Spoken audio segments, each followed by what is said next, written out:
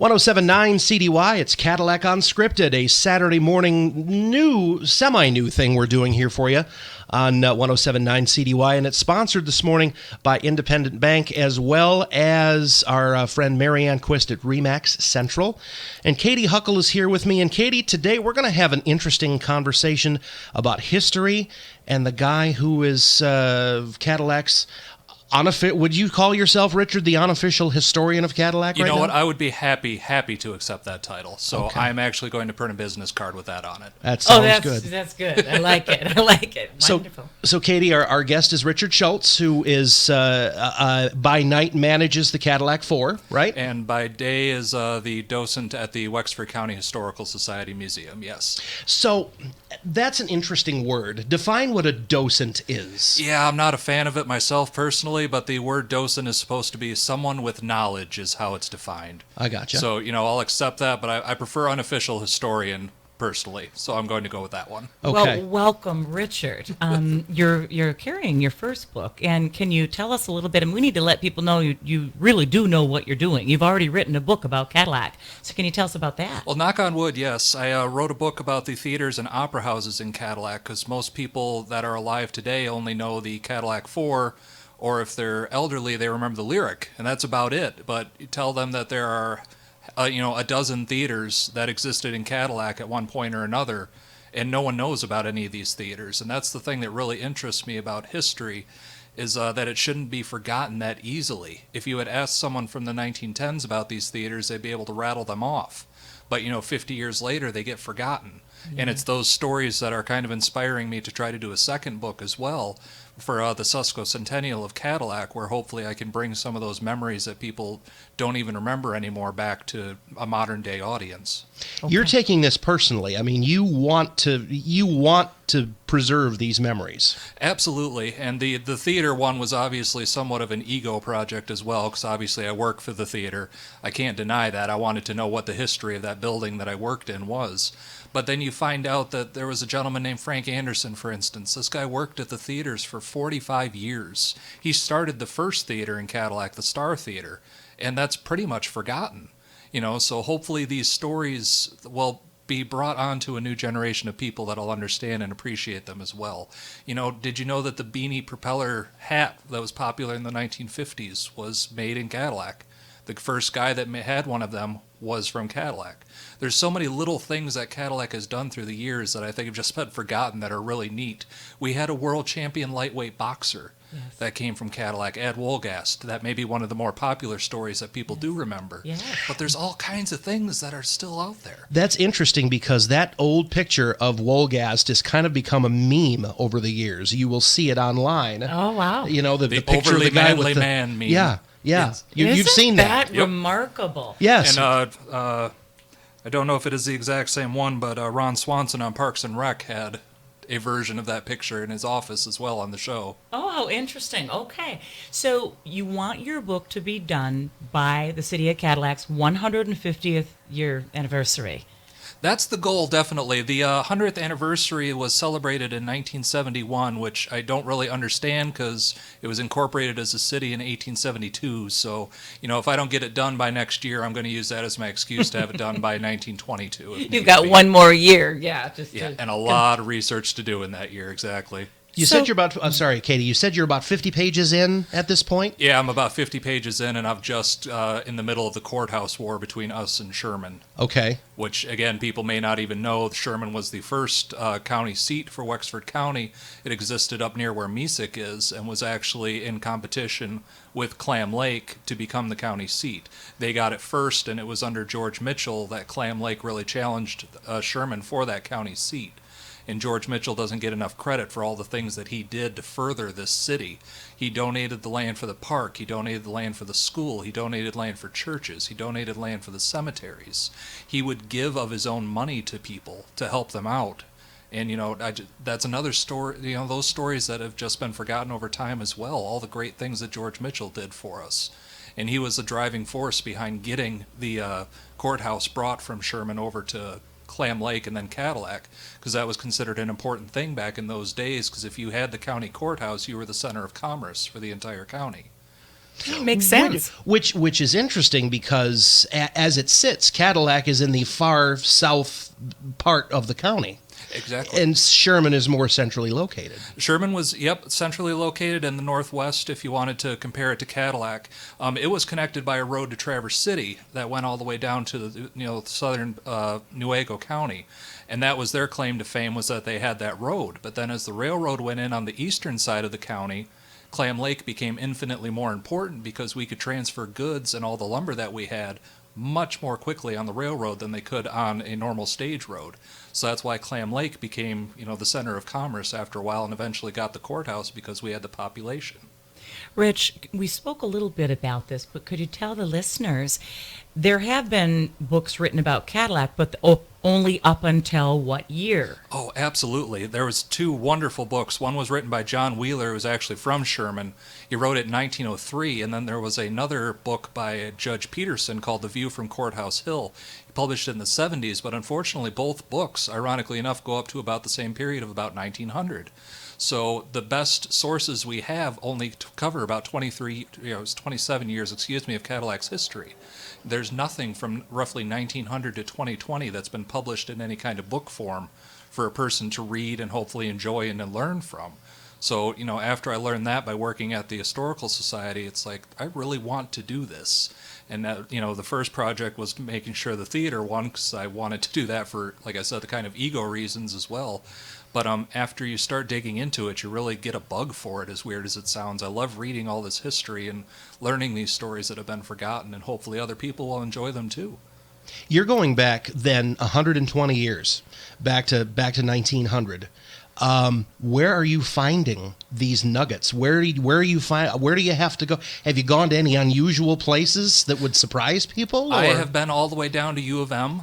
They have a picture set that was taken by Lawrence Gordon in 1884 that shows Cadillac during that year. And if you zoom in on the pictures, you can see things that are mentioned in Judge Peterson's book. So that's one place I've been. I've been a lot of reading, as weird as that sounds, getting things in from the library that has a mention here or a mention there. And that's not to say that other people have done, pieces of works here and there as well. There's a nice history that was written about the Cobbs and Mitchell and Cummer Diggins business. Mm-hmm. So kind of trying, and the Cadillac Evening News did a wonderful job for the 100th anniversary and have a centennial newspaper that has a lot of mentions of things, and that kind of gives me a stepping board, if you will, to step off of that and say, okay, this happened in that year, now I can go look in other places for more information about it. So it's chronological. I'm trying my best to make it chronological, but a lot of these businesses in those days lasted for 50, 60 years. So a lot of things could happen in between then. So, I'm doing as of right now, and books change quite a bit as you do them, the early part of it where I'm talking about the courthouse war and then going into the mills. But the mills started about 6 years prior, so just trying my best to keep it roughly chronological as much as possible because I hate jumping around. Right. Richard, authors will tell you that they have a certain time of the day that they write, or they try to be disciplined to write so many pages a day, or how does that work? What's the discipline for you? Oh, that is such an awesome question, Katy. It's definitely at night, to be brutally honest, because during the day it's either the theater or making sure that the kids get the attention or whatever that they need at that moment. So after they go to bed around 9 or 10 o'clock, that's when it definitely starts writing. And I try my best to write about 4 hours a day if possible, or at least research 4 hours a day. Because if you pull out stuff, and I've been organizing it into files and everything, okay, this bit was mentioned here, this bit was mentioned here, put that in the file, and then later on I may come back to it and, put it into the story after that point. You'll hear stories about people who write songs that sometimes they wake up in the middle of the night and they sit bolt upright in bed and they've got to get whatever it is in their head down on paper. Has that happened to you? Have you found yourself waking up in the middle of the night and needing to get something down on paper? Or? I wish I had that epiphany moment, but since it's more research, it's more write it down at the time, or else you're going to forget about it later. I gotcha. And then you're going to slap yourself on the forehead and go, wait a minute, where did that fact come from? And you have to go back and try to find it after that point. So not necessarily waking up in the middle of the night, but definitely a lot of, okay, I need to write this down now while I'm looking at the book.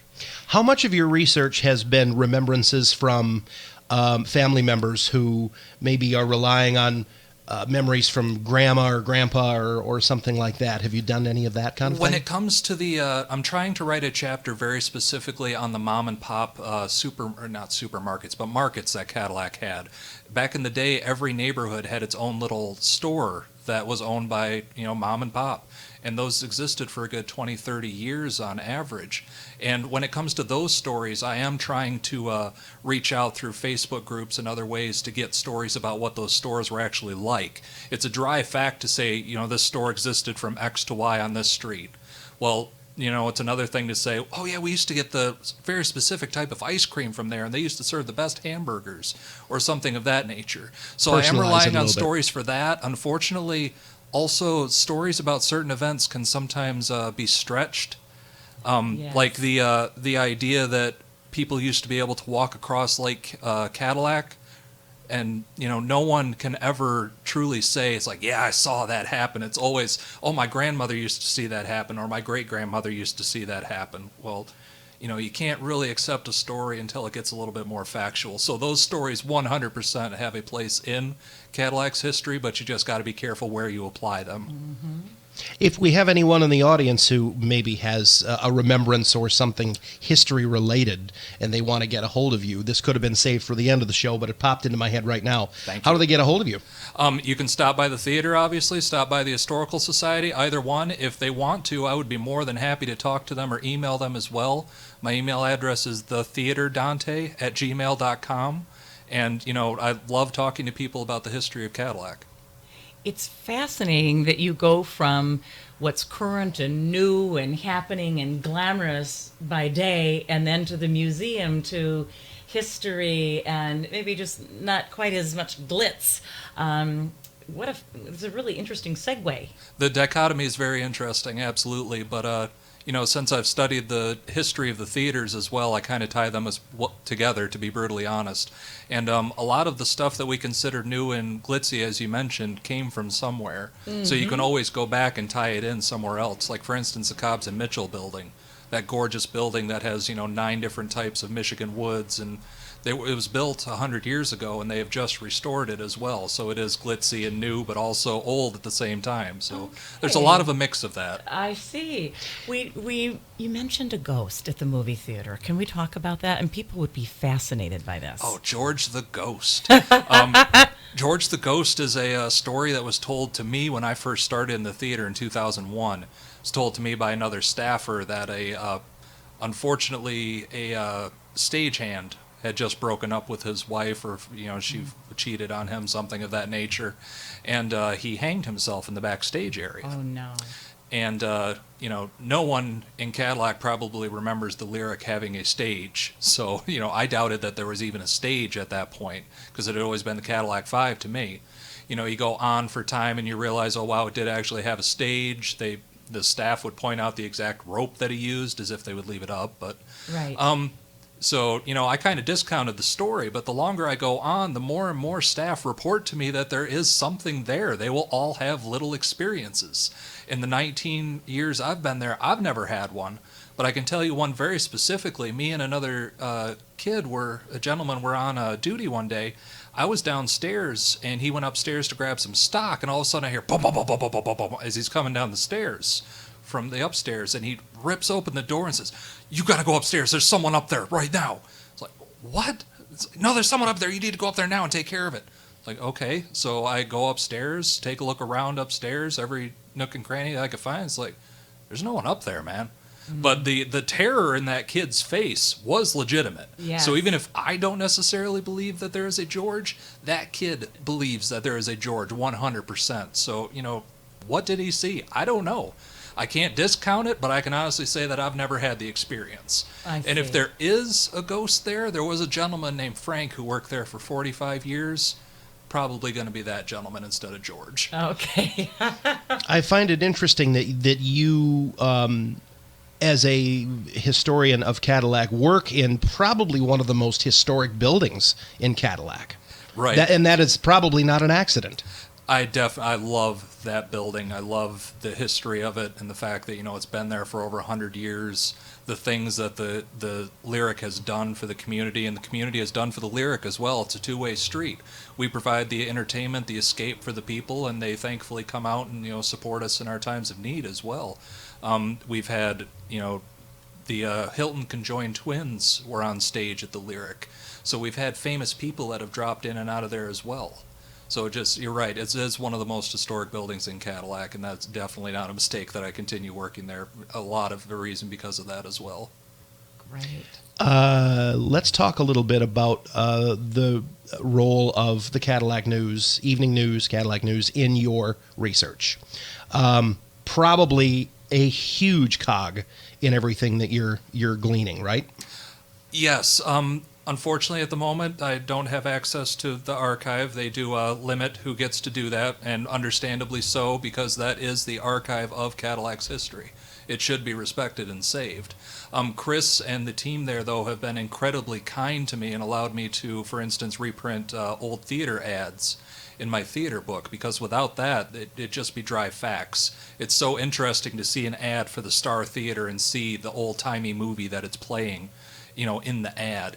And they have been incredibly kind on all the research that I've done, and they've supported me and said, it's great that you're doing this. As far as the current research, their 1971 Centennial newspaper is just one of the most amazing things that Cadillac has. They spent, I believe, about a solid year going back through the archives that they had and gleaming out, important points in Cadillac's history, and they published it, and it was a huge, thick newspaper. I think almost everyone in the town and possibly the county bought a copy of it. And thankfully, the Historical Society was given a few copies of those over the years as well. So the Huckle family really deserves a thank you for all the, history that they have maintained on behalf of the city and the county, whereas we've gone and destroyed most of our old buildings. The Huckle family has saved and kept an archive of Cadillac's history, and they really deserve a thank you for that. We're going to pause. We're going to take a break and hear from our sponsors here on Cadillac Unscripted, and we'll have a second segment with Richard Shults. We'll be back in just a moment. 107.9 CDY. Buying a home is still the great American dream. And yes, it can be an intimidating process, but you can rest assured and have confidence when the professionals from RE/MAX Central are in your corner to guide you through it. Mary Ann Quist of RE/MAX Central has helped hundreds of home buyers in and around the Cadillac area navigate the process over the years, and she's ready to help you too. From start to finish, from finding a home to submitting an offer, to understanding the purchase agreement, to inspections, surveys, and appraisals, to the time when you finally sit down and sign those closing documents, Mary Ann will be there. When you're ready to buy, talk to Mary Ann Quist at RE/MAX Central. See her listings at teamquist.com. Cadillac Unscripted on 107.9 CDY. It is a Saturday morning, and we're back with Katy Huckle and our special guest, Richard Shults, author, Cadillac 5 manager, and unofficial Cadillac historian. Katy, you had a question for Richard here. Yeah, when we talk about the early days, all the raw materials and the lumber and those types of things. Now we've moved into, people know us as a manufacturing-based industry. Can you tell us about how that happened and what that looked like when we left raw goods and we got into manufacturing? Absolutely. In the earliest days of Cadillac, obviously the main thing that we were doing was pine lumbering. And believe it or not, softwoods were the ones that were really harvested. People didn't really care about the maples, the ash, the hardwoods that are so prized nowadays. They would consider that junk compared to the pine. The reason is pine floats, so they were able to move it down the rivers to the sawmills a lot easier. And the saws that were required to cut softer woods obviously aren't as big as the ones that are needed to require hardwoods. Over time, obviously, as you're lumbering out all this pine, the resource is going to disappear, and eventually Cadillac in about the 1890s to the early 1900s made the transition over to hardwoods, and that's where our electric maple flooring plant comes into play.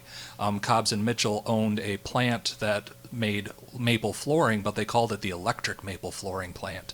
And believe it or not, this plant actually sent maple flooring all the way to the White House. It was installed in the dining room when they remade the White House. So it was obviously, or remodeled the White House, I guess I should say. So it was obviously popular enough to demand that. High end. Yes, exactly, and well known as well. Advertised in national magazines, and people don't realize that Cadillac made stuff that went nationally. It went all the way out. It went internationally as well. What am I saying? As we made the move over to hardwoods, actually some more mills came in as well. And over time, unfortunately, the hardwoods also ran out, and the lumber people kind of moved north or west out to Oregon, obviously leaving Cadillac in a little bit of a bind. And that's where we start making the transition over to other industries. We had a pig iron plant. We had a chemical plant that could make stuff from the scrap hardwoods that were still around. And a lot of other industries kind of came into play. B.F. Goodrich as well, the rubber, the tire plant, and other things. And even back in the 1920s, there was already a resort industry kind of starting up as well, which now a lot of our money relies on tourism as well. And that evolved over, 30, 40, 50 years to eventually where we get Cabernet, we have the parks, we have the lakes, and a lot of things that people will travel to see, and thankfully that tourist industry has never really left us. We do still have a manufacturing base in the same building that the Acme truck plant once was housed in, and a lot of other places, and also obviously the service industry has been a big thing for us as well. So kind of going through the years, the lumber industry died out with the Depression mostly, and then from the Depression came the service and the other manufacturing jobs that came into the area as well. I would imagine boat making is going to have a major role in your book. Oh, how could I forget that? Absolutely. During World War II, Chris Craft actually made quite a bit for the government and to help out with the war effort as well. I can't believe I forgot that. Thank you for reminding me about that. Wow. Okay, what about AAR? Where will they... they get into military manufacturing, don't they? Absolutely. AAR, even back during World War I, Cobbs and Mitchell made military-grade ammunition as well. So Cadillac's industrial prowess has always helped out with our war efforts as well, and we've always had brave soldiers that have went over and fought in these wars as well, and those are other stories that I'm trying to collect as well, is what are the stories of soldiers that came from Cadillac to go to these other places and fight as well. For instance, Roy Bostick, the person that the American Legion Hall is named after. I don't know if very many people, know it's named after anyone, because it's just American Legion Hall or American Legion number 94. But it was actually named after a guy that came from Cadillac. He was a county prosecutor who left a very cushy paying job to go over and fight in Europe during World War I. And unfortunately, he was killed while he was over there in France. And, they named the American Legion Hall after him. And unfortunately, I think that his story may have been one of those ones that gets forgotten over time. And that's something that I hope that, again, that we can bring back and remind people that he was a person, he existed, and he gave his life for our country. Amazing. Do you get into leadership over the years, meaning the mayor, the county commission? How deep of a dive is this? Not doing county commission, unfortunately, but I have compiled a list of the mayors of Cadillac, and I'm trying to do biographies on each one of them as much as I can. Some of them, for instance, Walter Nelson, who was mayor in 1950, was mayor for a few months, and he just disappears. I cannot find any other mention of this gentleman. He went to work for the Atomic Energy Commission out in California. And, after that, it gets pretty tough to find references to someone in California. But hopefully we will find out what happened to him and find out what happened to all the other mayors that Cadillac has had as well. As far as leadership, George Mitchell, the vision that man had is just amazing. So I talk quite a bit about him. After his death, it kind of came down to a man named Haynes, who owned a lumber mill, and then the Cummers as well. And whereas Wellington Cummer, the son, was quite a civic-minded person, gave a lot of his self and his land and his money to the city that he grew up in, Jacob was a little bit tighter with his money. And Jacob's the one who's going to win out over Haynes, because Haynes was a Democrat and we're a pretty Republican area. And that hasn't changed. That has not changed. It has existed since our inception. Haynes was a very popular gentleman. He was quick-witted and humorous, and people loved him, but he wasn't going to necessarily be the person that was in charge after that. He had a lot of appointed jobs. He did serve one term as governor, so he did get, my apologies, as mayor, excuse me. So he did get there. He got to the pinnacle of offices in Cadillac, but which is really rare for someone from the Democratic Party. There's only been 3 or 4 Democratic mayors in our history. So, it's also interesting to see those trends as well. I'm trying to compile election results as well for the mayors, as well as who we voted for president as well. Oh, interesting. Believe it or not, even though we are a Republican area, there have been times where Wexford County has gone for Democratic presidential candidates as well.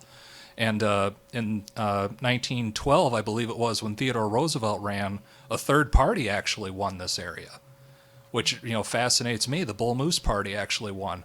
And in one election, we had 7% of the population vote for socialists, which, Incredible. considering all the modern politics and the division and things like that, I find this fascinating that this has all happened to us before in the past as well.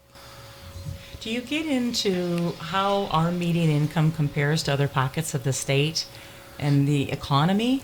Those statistics are pretty hard to find, so unfortunately I haven't done very much on that.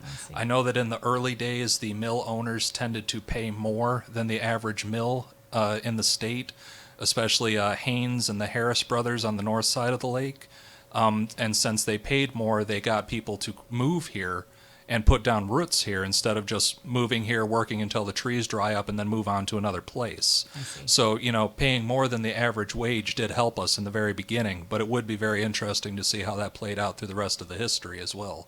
So as you're doing your research here, are you researching chronologically, or do you have a whole bunch of stuff that you've put aside that you're going to write as you move forward? Oh, amazing question. I am so flighty when it comes to that. For instance, I've been writing about the county seat war for about a good month now, but last night I was spending most of my time writing about the history of the Cobbs and Mitchell mills that were on the east and southeast side of the lake, and I wrote a history of their business and all the other kind of tentacles that they had their hands in as well. So I'm very flighty when it comes to that.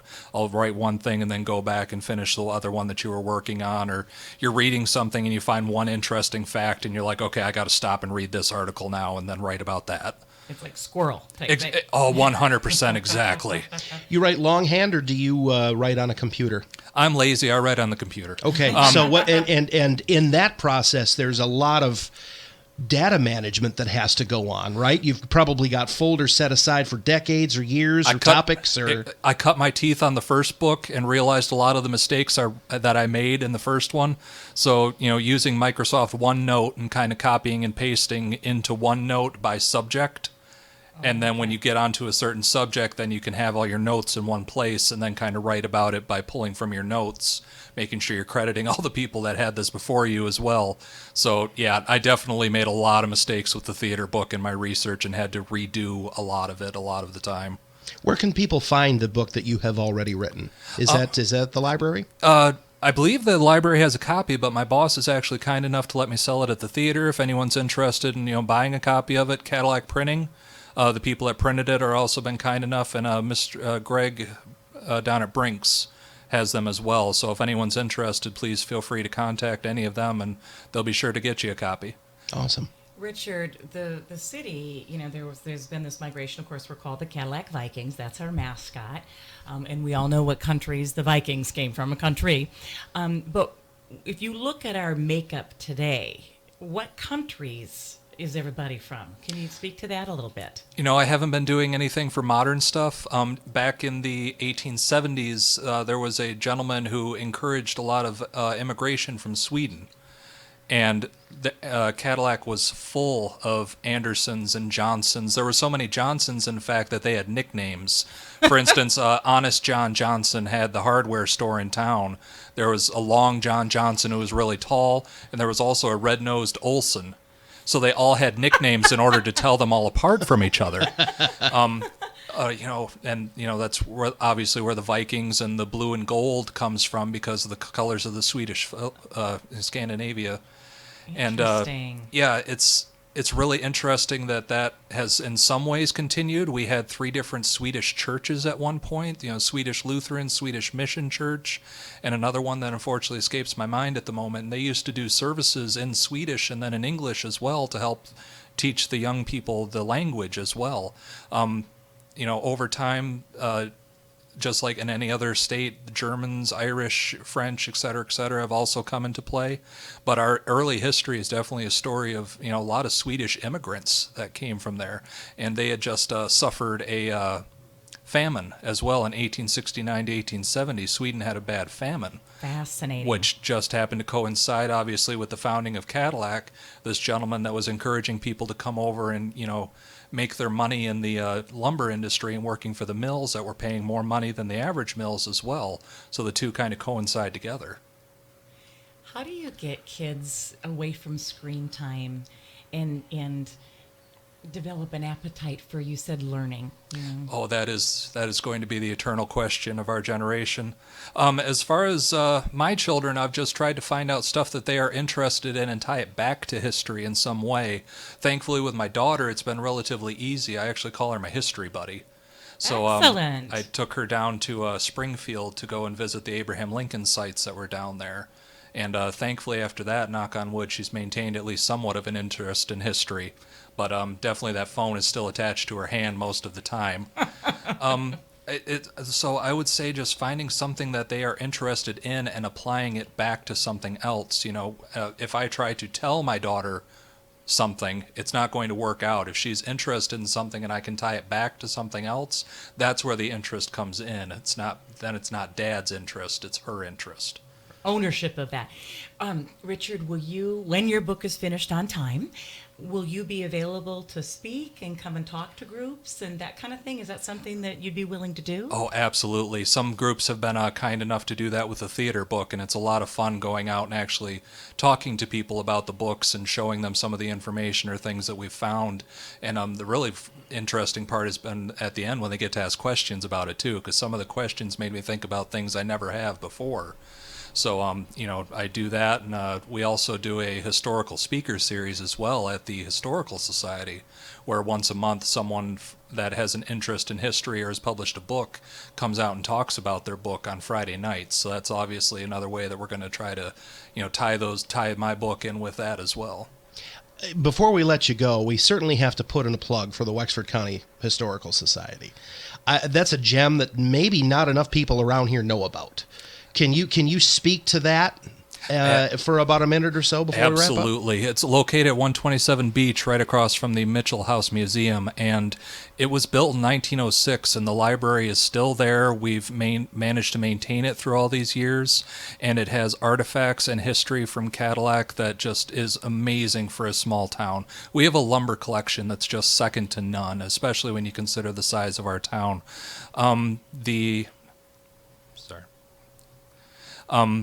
And you are right. Unfortunately, not a lot of people do know that it is there, and we're working our best to make sure that we get out in the community and make sure that people realize that there is a historical society here. Especially Travers actually just lost the building that their historical society was in. Travers obviously has a lot bigger economic base than we do, and that's a scary thing. Thankfully, the community has always supported us, and we do appreciate that and hope that we can help them when they need something as well. Strong volunteers, too. 100%, absolutely. Our board is the greatest group of people I've ever got to work with. Oh, wow. Thank you so much for sharing your stories with us, and we can't wait to see the story when it's published, and we just wish you the best of luck. Oh, thank you so much for your time, guys. And before we let you go, if somebody has a memory that's bubbling up, something that they've heard, or grandparents, somebody who has a connection to the history of Cadillac, one more time your contact information, please. Please feel free to come into the theater, or come into the Historical Society, or email me at thetheaterdante@gmail.com. That's the ER spelling of theater, by the way. Okay. All right. Thank you, Richard. Thank you. Appreciate having you on the show. Thank you very much. It's Cadillac Unscripted on 107.9 CDY.